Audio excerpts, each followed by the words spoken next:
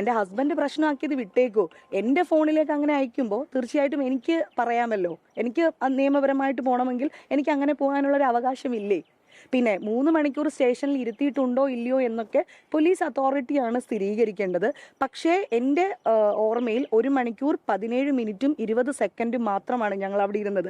ഇത്ര കൃത്യമായിട്ട് ഞാൻ ആ ടൈം ഡ്യൂറേഷൻ പറയണമെങ്കിൽ എൻ്റെ കയ്യിൽ അതിന് സോളിഡ് ആയിട്ടുള്ള എവിഡൻസ് ഉണ്ട് എന്ന് കരുതിക്കോളൂ. ഒരു സംഘടനയിലെ 2 വ്യക്തികൾ തമ്മിലുള്ള പ്രശ്നം അത് ഇതിലേക്ക് വലിച്ചഴിക്കേണ്ട കാര്യമുണ്ടോ? സ്റ്റേഷൻ നമ്മൾ രണ്ടുപേരും ഒരേ സംഘടനയിലെ അംഗങ്ങളാണ് എന്ന് വിചാരിക്കുക. നമ്മൾ സംഘടനയ്ക്ക് പുറത്ത് ഒരു കാര്യം ചെയ്യുമ്പോൾ അത് സംഘടനയ്ക്ക് അതിൽ എന്താണ് ബാധ്യത? എന്താണ്? സംഘടനയാണോ അത് അന്വേഷിക്കേണ്ടത്? നമ്മൾ അത് നിയമപരമായിട്ട് നമ്മൾ നേരിടുക തന്നെയാണ് ചെയ്യേണ്ടത്.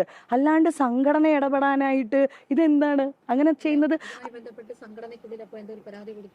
ഞാൻ പരാതി കൊടുത്തിട്ടില്ല. കാരണം എനിക്കതിൽ പരാതിപ്പെടേണ്ട സ്ഥലമല്ല സംഘടന എന്നുള്ള വിവേക ബുദ്ധി എനിക്കുണ്ട്.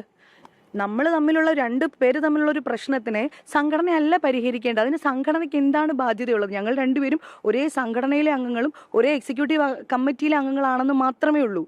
അതിന് സംഘടനയ്ക്ക് എങ്ങനെയാണ് റോള്? ഞാൻ ഉന്നയിച്ചിട്ടില്ല. എനിക്ക് ഉന്നയിക്കേണ്ട ആവശ്യമുണ്ട് എന്ന് എനിക്ക് ഇപ്പോഴും തോന്നുന്നില്ല. പക്ഷേ കേസ് ആയതിനു ശേഷം അൻസിബ കുറെ ഊഹാപോഹങ്ങൾ പറഞ്ഞുകൊണ്ട് പിന്നെ ഞങ്ങളുടെ എക്സിക്യൂട്ടീവ് കമ്മിറ്റിയിലേക്ക് മെസ്സേജ് ഇട്ടിരുന്നു. ആ മെസ്സേജിന് ഞാൻ അപ്പം തന്നെ റിപ്ലൈ അയച്ചു. മോൾ ഈ ഘോരഘോരം പറഞ്ഞിരിക്കുന്ന ഒരു കാര്യങ്ങളും എൻ്റെ പരാതിയിലില്ല. 4 വരിയിലേ എൻ്റെ പരാതിയുള്ളൂ. ഈ പറഞ്ഞ വിഷയങ്ങളുമായിട്ട് യാതൊരു ബന്ധവും ഇല്ല എന്ന് ഞാൻ അന്ന് തന്നെ പറഞ്ഞിട്ടുണ്ടായിരുന്നു.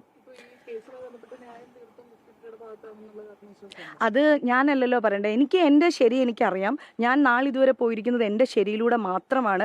എൻ്റെ പിന്നിൽ ആരുമില്ല. എനിക്ക് പ്രത്യേകമായൊരു അജണ്ടയുമില്ല. എനിക്ക് ഇപ്പോഴും അൻസിബ ഹസൻ എന്ന് പറയുന്ന വ്യക്തിയോട് യാതൊരു വിധത്തിലുള്ള വ്യക്തി വൈരാഗ്യങ്ങളുമില്ല.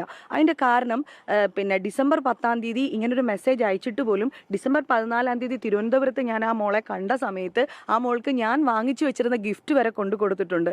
അപ്പോഴും ഞാൻ ഇതിൻ്റെ കാര്യം ചോദിക്കുന്നു, മോൻ എന്താ അങ്ങനെ ഒരു മെസ്സേജ് അയച്ചത്, അതിൻ്റെ മറുപടി പറയൂ എന്ന് ഞാൻ പറയുന്നുണ്ട്. അപ്പം എൻ്റെ റൂമിലേക്ക് വന്ന് പറയാമെന്ന് പറഞ്ഞു, പറഞ്ഞിട്ടില്ല. പല അവസരങ്ങളിലും ഞാനത് ചോദിച്ചു, അതിന് മറുപടി പറഞ്ഞിട്ടില്ല.